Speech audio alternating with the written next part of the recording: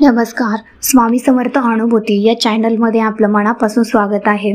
श्री स्वामी समर्थ. स्वामी भक्त हो, आपल्या आयुष्यामध्ये जर तुम्हाला यशस्वी आणि आनंदी राहायचे तर हा एक मंत्र तुम्ही जपलाच पाहिजे. तर तुमच्या आयुष्याला काहीतरी अर्थ आहे असं समजा. चांगल्या माणसांची संगत आणि यशस्वी व्यक्तींचे मार्गदर्शन आपल्या जीवनात निश्चितच प्रेरणादायी बदल घडून आणतं. तर म्हणून जीवनात जर चांगली आणि यशस्वी माणसं भेटली तर त्यांच्याशी जरूर मैत्री करा, कारण कधीही क्वांटिटीपेक्षा क्वालिटी खूप महत्त्वाची असते. स्वामी भक्त हो, हे नेहमी लक्षात असू द्या की आयुष्याचा खेळ कोणताही खेळ खेळताना समोरच्या व्यक्तीच्या वयाचा आणि बोलताना त्याच्या भावनांचा विचार करून खेळा. कारण दिवस जरी 24 तासांनी बदलत असला तरी वेळ मात्र सेकंदानेच बदलत असते. नात्यात संवाद हा खूप महत्त्वपूर्ण असतो.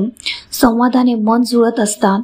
जी माणसं आपली चौकशी करतात आणि ती माणसं आपली जवळची असतात, आणि जी माणसं आपल्या चौकशा करतात ती माणसं आपली कधीच नसतात. वाघ जखमी झाला तरी तो आपल्या आयुष्याला कंटाळत नाही. तो थांबतो, वेळ जाऊ देतो आणि पुन्हा एकदा बाहेर पडतो, घेऊन तीच दहशत आणि तोच दरारा. पराभवाने माणूस संपत नाही. प्रयत्न सोडतो तेव्हा तो संपतो. कठीण काळात सतत स्वतःला सांगा की शर्यत अजून संपली नाही, कारण मी अजून जिंकलेलो नाही. ज्याच्यावर आपली आसक्ती असते तेथे आपली प्रीती बसते. ज्या वस्तूंवर आपली प्रीती असते ती नेहमी जवळ असावी असे वाटते. वस्तू मिळवायला जे अनुकूल आहे त्याचे मनापासून ग्रहण करणे याचे नाव विवेक होय. वस्तू मिळवायला जे प्रतिकूल आहे ते त्यागाने याचे नाव वैराग्य आहे. अर्थात भक्ती देखील विवेक आणि वैराग्य यांशिवाय होणे शक्य नाही. म्हणूनच अशा भक्तीतून ज्ञान जन्म पावते. ज्ञान श्रेष्ठ खरेच, पण ते भक्तीशिवाय जगू शकत नाही.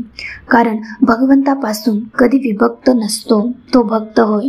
आणि ज्ञानामध्ये भगवंताशी एकरूप असते, म्हणून भक्तीमधून ज्ञान उत्पन्न होते आणि ते भक्तीवरच जगते. खरा भक्त ज्ञानीच असतो. जीवनात एवढे व्यस्त राहा की पश्चाताप, दुःख, भीती आणि कोणाचा द्वेष करायला वेळच मिळायला नको. कारण दुःखी तीच व्यक्ती असते जी रिकामी असते. जीभ घेण्याची वृत्ती अंगीच असेल तर वयाचे बंधन मध्ये येत नाही. माणसाने वय झाल्यावर ज्येष्ठ व्हावे, म्हातारे नाही. कारण म्हातारपण इतरांचा आधार शोधत असते, तर ज्येष्ठत्व दुसऱ्याला आधार देते. निंदा पचली नाही तर शत्रुत्व वाढत जाते. रहस्य पचले नाही तर धोका वाढत जातो.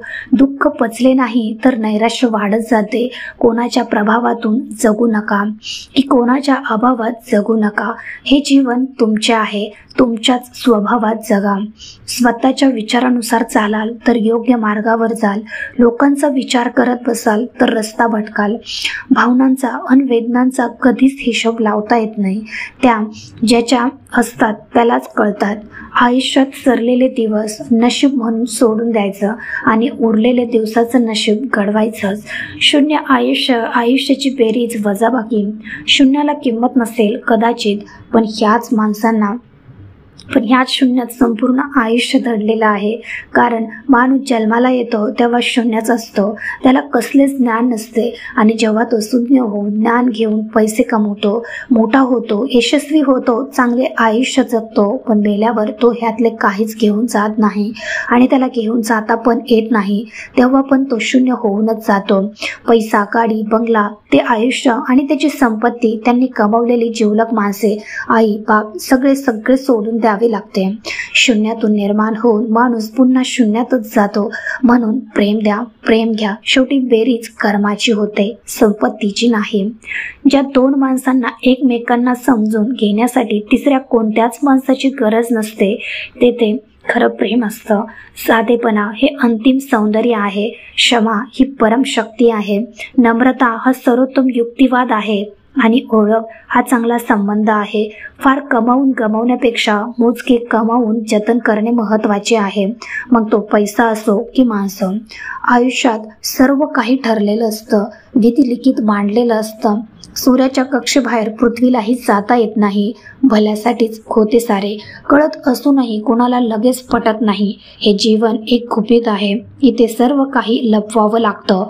मनात कितीही दुःख असले तरी जगासमोर हसावं लागतं. स्वतःची व आपल्या कुटुंबियांची काळजी घ्या. सतत दत्त नामात राहा. आता दत्त नामात जो राहतो त्याला दत्त महाराजांनी आपली घेतलेली परीक्षा सोपी नसते का?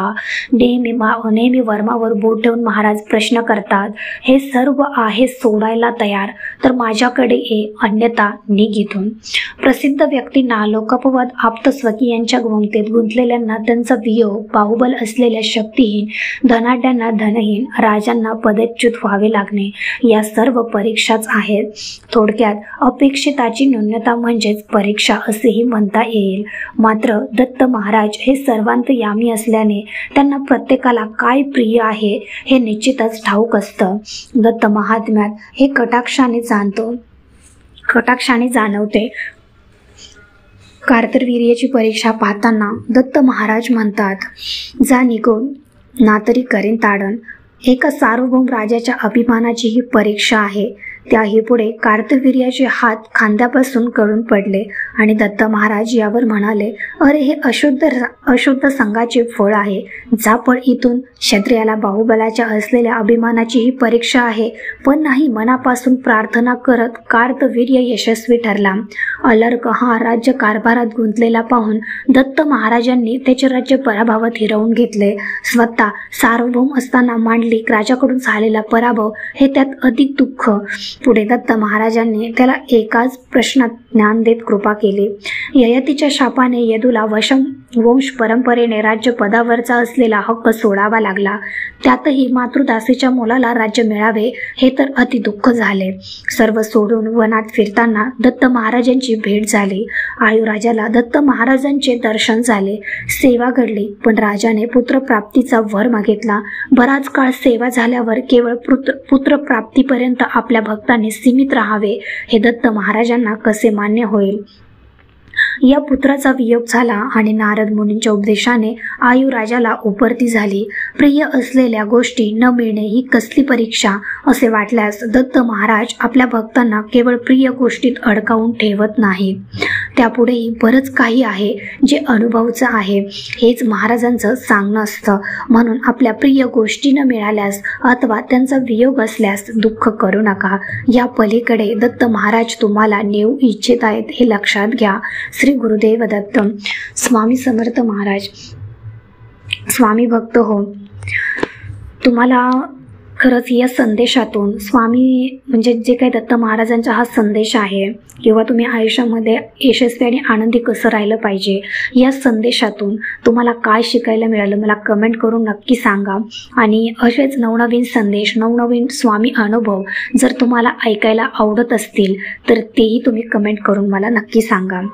तर आपल्या चॅनलला तुम्ही लाईक, शेअर आणि सबस्क्राईब केलं नसेल तर लगेच करा. धन्यवाद. श्री स्वामी.